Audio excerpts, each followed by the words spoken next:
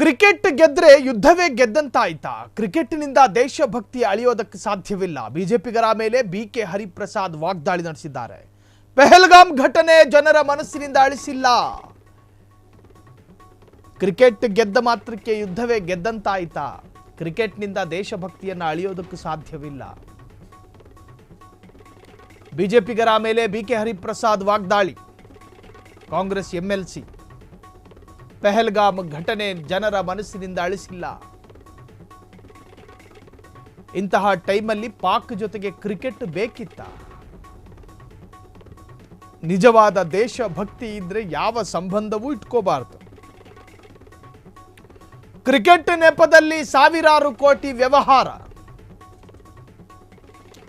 Business ಮಾಡೋದಕ್ಕೆ Shah ಪುತ್ರನಿಂದಲೇ match. ಕೇಂದ್ರ ಗೃಹ ಸಚಿವನ ಮಗನಿಂದಲೇ ಮ್ಯಾಚು. ಬಿಜೆಪಿಗರೇ ಕಾಂಗ್ರೆಸ್ ದೇಶಭಕ್ತಿ ಬಗ್ಗೆ ಮಾತಾಡೋ ಅರ್ಹತೆ ಇಲ್ಲ. ಕ್ರಿಕೆಟ್ ಗೆದ್ರೆ ಯುದ್ಧ ಗೆದ್ದಂತಾಗಿ ಬಿಡುತ್ತಾ? ಬಿಕೆ ಹರಿಪ್ರಸಾದ್ ಲೇವಡಿ ಮಾಡಿದ್ದಾರೆ. ಪಾಕಿಸ್ತಾನವೆಂಬ ದರಿದ್ರ ರಾಷ್ಟ್ರದ ನಟೋರಿಯಸ್ ಉಗ್ರರು ಭಾರತದ ಪೆಹಲ್ಗಾಮಿಗೆ ಬಂದು ಭಾರತೀಯರ ಹಣೆಯ ಮೇಲೂ ಭಾರತೀಯರ ಎದೆಯ ಮೇಲೂ ಹಸಿ ಗುಂಡನ್ನು ಹಾರಿಸಿ ಕೊಂದು ಹಾಕಿದಾರ ಪಾಪಿಗಳು. ಅವರ ಜೊತೆ ದೈಹಿಕವಾದ ಸಂಪರ್ಕವೂ ಬೇಡ, ಮಾನಸಿಕವಾದ ಸಂಪರ್ಕವೂ ಬೇಡ. ಅಧಿಕೃತ ತಲಾಖ್ ಕೊಟ್ಟ ನಂತರವೂ ಹೆಂಡತಿಗೆ ಡಿವೋರ್ಸ್ ಕೊಟ್ಟಿರ್ತೀವಿ, ನ್ಯಾಯಾಲಯದಿಂದ ಅನುಮತಿ ಬಂದಿರುತ್ತೆ, ನೀವಿಬ್ಬರು ಬೇರೆ ಬೇರೆ ಆಗಬಹುದು ಅಂತ. ಇಲ್ಲ ನಾನು ಹೋಗಿ ದಿನ ಕಿಟಕಿಯಿಂದ ಇಣುಕ್ತೀನಿ ಅಂದ್ರೆ ಆಗುತ್ತೇನ್ರಿ?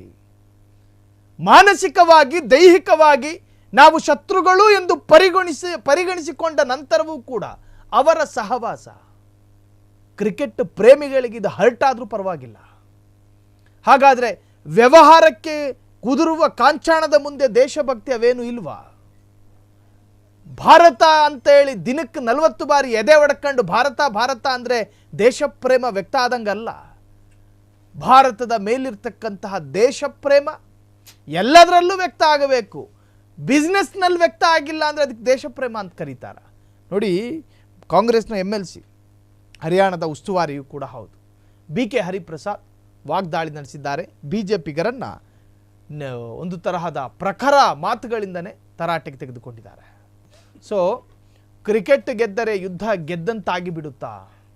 ಬಿಕೆ ಹರಿಪ್ರಸಾದ್ ಲೇವಡಿ ಮಾಡಿದ್ದಾರೆ. ಕ್ಷಣ ಕ್ಷಣದ ಸುದ್ದಿಗಳಿಗಾಗಿ ಫ್ರೀಡಂ ಟಿವಿ ಸಬ್ಸ್ಕ್ರೈಬ್ ಮಾಡಿ, ಲೈಕ್ ಮಾಡಿ ಹಾಗೂ ಫಾಲೋ ಮಾಡಿ. ಹೊಸ ಸುದ್ದಿಗಳ ನೋಟಿಫಿಕೇಶನ್ಗಾಗಿ ಬೆಲ್ ಐಕಾನ್ ಮೇಲೆ ಕ್ಲಿಕ್ ಮಾಡಿ.